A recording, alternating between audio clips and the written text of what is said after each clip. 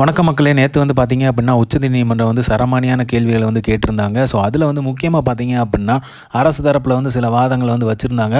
அதுக்கு வந்து பார்த்தீங்க அப்படின்னா நீதிபதி அவர்கள் வந்து சூப்பரான ஒரு ரெஸ்பான்ஸும் பயங்கரமான ஒரு கேள்வியும் வந்து எழுப்பியிருந்தார். எதையுமே வந்து அரசியலாக்காதீங்க, நாம் அதுக்காக இங்கே வரல அப்படிங்கிற மாதிரி சொல்லியிருந்தாங்க. ஸோ அது என்னங்கிறத நம்ம பார்ப்போம் இப்போ.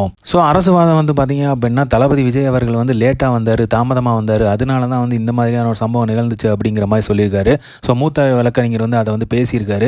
அதுக்கு தான் வந்து நீதிபதி அவர்கள் சொல்லியிருக்காரு, நீங்கள் வந்து இதை வந்து அரசியல் ஆக்காதீங்க அப்படிங்கிற மாதிரி. இங்கே வந்து நம்ம எதுக்கு வந்தோமோ அதை வந்து நம்ம வந்து விசாரிப்போம் அப்படிங்கிற மாதிரி பேசியிருக்காங்க. ஸோ வந்து தளபதி அவர்கள் தாமதமாக வந்ததை வந்து அவங்க வந்து தவிர்த்திருக்காங்க நீதிபதி அவர்கள். அதே மாதிரி விஜய் அவர்கள் வந்து பார்த்தீங்க அப்படின்னா பாதிக்கப்பட்டவர்களை போய் பார்க்கவே இல்லை, என்ன மாதிரி தலைவர் இவர்கள் அப்படிங்கிற மாதிரி வாதத்தை வந்து முன் வச்சிருக்காங்க.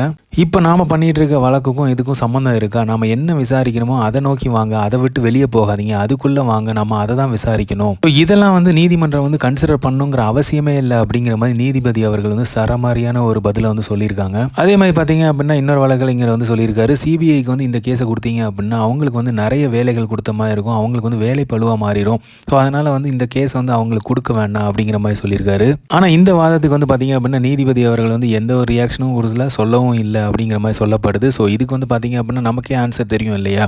இது வந்து யார் கவலை பண்ணணும், யார் சொல்லணும் அப்படிங்கிறது நமக்கு தெரியும். ஸோ சிபிஐ அவங்க தான் வந்து சொல்லணும், வந்து எங்களுக்கு வந்து வேலை பழு வந்து நிறைய ஆயிரும் அப்படிங்கிறத. இன்னொரு ஒரு ஹைலைட்டான விஷயம் பார்த்தீங்க அப்படின்னா பிரேத பரிசோதனை. இது வந்து எப்படி வந்து 2 டேபிள் இருந்துச்சு, எத்தனை டேபிள் இருந்துச்சு அப்படிங்கிற மாதிரி கேட்கும்போது 2 டேபிள் இருந்தபோது எப்படி நீங்கள் வந்து முடிச்சிங்க, இத்தனை பேருக்கு வந்து எப்படி முடிச்சிங்க அப்படிங்கிற மாதிரி கேட்கும்போது அரசு தரப்புலேருந்து சொல்கிறாங்க, பக்கத்தில் வந்து ஏதோ ஒரு மாநாடு நடந்திருக்கு, அங்கேருந்து டாக்டர்ஸ்லாம் வந்தாங்க அப்படிங்கிற மாதிரி பதில் சொல்லியிருக்காங்க. ஸோ அதை பற்றி எப்படி பண்ணோம் அப்படிங்கிற டீட்டெயில்ஸ் ஃபுல்லாகவே வந்து அமுதா ஐஎஸ் கொடுத்துருந்தாங்க. ஸோ அதை வந்து ஃபுல்லாகவே வந்து எங்கள் நீதிபதி முன்னாடி சொல்லியிருக்காங்க. ஸோ அதை பற்றின டீட்டெயில்ஸ் ஃபுல்லாகவே நாங்கள் வந்து ஒரு பத்திரமா ரெடி பண்ணி உங்களுக்கு கொடுக்குறோம், நீங்கள் அதை பார்த்து தெரிஞ்சுக்கோங்க அப்படிங்கிற மாதிரி சொல்லியிருக்காங்க. ஸோ எல்லா தரப்புனான விவாதமும் கேட்டிருக்காங்க. ஸோ இது வந்து எப்படி முடிவு எடுக்கணும் அப்படிங்கிறத நாங்கள் பார்க்குறோம். ஸோ பத்திரங்கள் எல்லாமே சப்மிட் பண்ணுங்கள். ஸோ தாவேக்கா மனுக்களையும் வந்து விசாரிச்சிருக்காங்க. ஸோ எல்லா வாதத்தையுமே வந்து கேட்டிருக்காங்க. ஸோ இதை வந்து முடிவு எடுக்கணும் அப்படின்னா எடுத்தவங்க ஒருத்தம் சொல்லி எல்லாமே முடிவு பண்ண முடியாது. ஸோ அதனால் யோசித்து தான் பண்ண முடியும் அப்படிங்கிற மாதிரி நீதிபதிகளும் சொல்லியிருக்காங்க. ஸோ பல ட்விஸ்டான கேள்விகளுக்கு எல்லாமே வந்து நீதிபதிகள் கேட்டிருக்காங்க இந்த தடவை. ஏன்னா மக்கள் மத்தியிலையும் வந்து இந்த மாதிரி கேள்விகள்லாம் நிறைய எழுப்பப்பட்டுச்சு. இந்த கேள்விகள் எக்கச்சக்கமாக மக்கள் மத்தியில் பேசப்பட்டுச்சு. அதே கேள்விகள் வந்து நீதிபதிகளும் வந்து எழுப்பியிருக்காங்க. நம்பிக்கையோடு இருப்போம், உண்மை கண்டிப்பாக ஒரு நாள் வெல்லும், தர்மம் தலை காக்கும். ஸோ இந்த மாதிரி நம்பிக்கையாக இருப்போம், வெற்றி நிச்சயம், கான்ஃபிடண்டாக இருப்போம், நல்லதே நடக்கும்.